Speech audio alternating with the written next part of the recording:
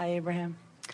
In September, I joined a fly fishing club, and I took up fly fishing, specifically fly casting, and it's given me so much joy, incredible amount of joy. But what it's also done is churned up so much emotional pain in me, and a lot of it has to do with like everything about it kind of mimics like me being a little girl. Like if I don't do well in a tournament, I feel like I'm a little girl and I'm ashamed, and I want to like clutch my coach's leg so he'll protect me, and then like he's like my dad. And then there's a guy who's like the #1 national fly caster, and he's like my crush, like my high school crush.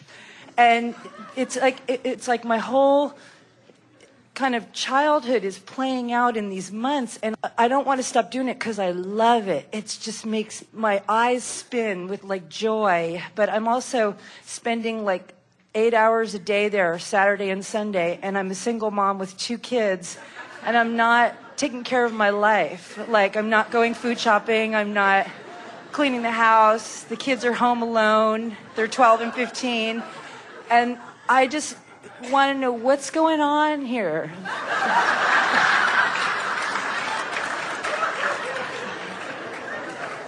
I don't want to stop. It sounds like you've run away and joined the circus. I know. I know, I never want to go home. I love my kids, but on Sunday I'm like, oh, I don't want to go home. Well, here, we have some questions for you in order to help you sort this out.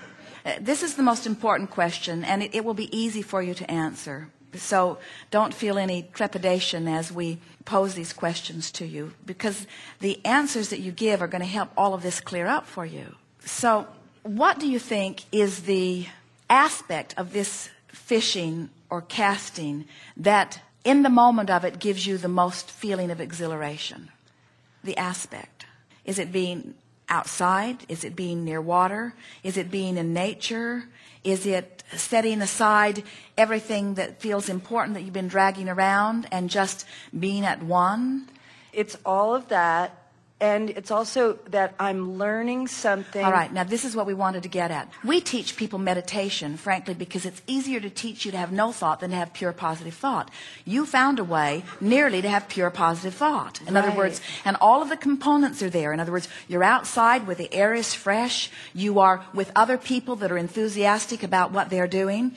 It is a sport that requires focus and attention, and in the focusing of that, you cannot have other things activated that are uncomfortable, like a house that needs to be cleaned, or teenagers that need to be tended to, or chores that you don't want to do. In other words, it's a positive point of focus. So for the most part, we can feel that vibration within you. Now, when you started describing these other aspects, like the crush or the wanting to do well, we want to talk about that just a little, because we would like you to continue your fly fishing and work on sifting through the day-to-day experience of that and realize that what you really want is to come into alignment with who you are. But we want to chew on this because this is so important. It is in every subject that we've talked about here today.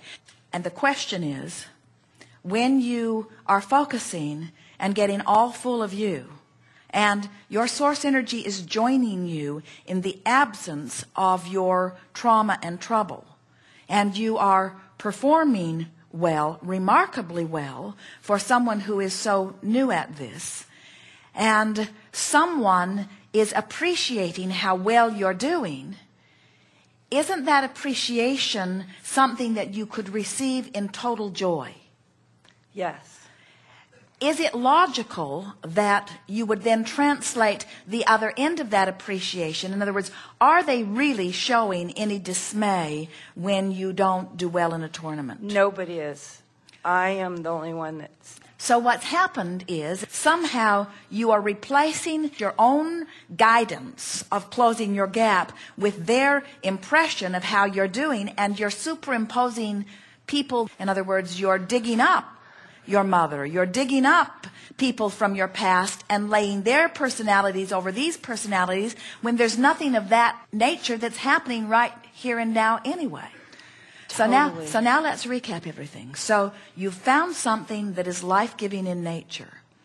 And it's so uncommon for you to be so selfish that you just please yourself, that you're messing it up with guilt about what you should be doing, and you're superimposing impressions over the people that are there actually watching you that aren't even present. Isn't that interesting? Exactly.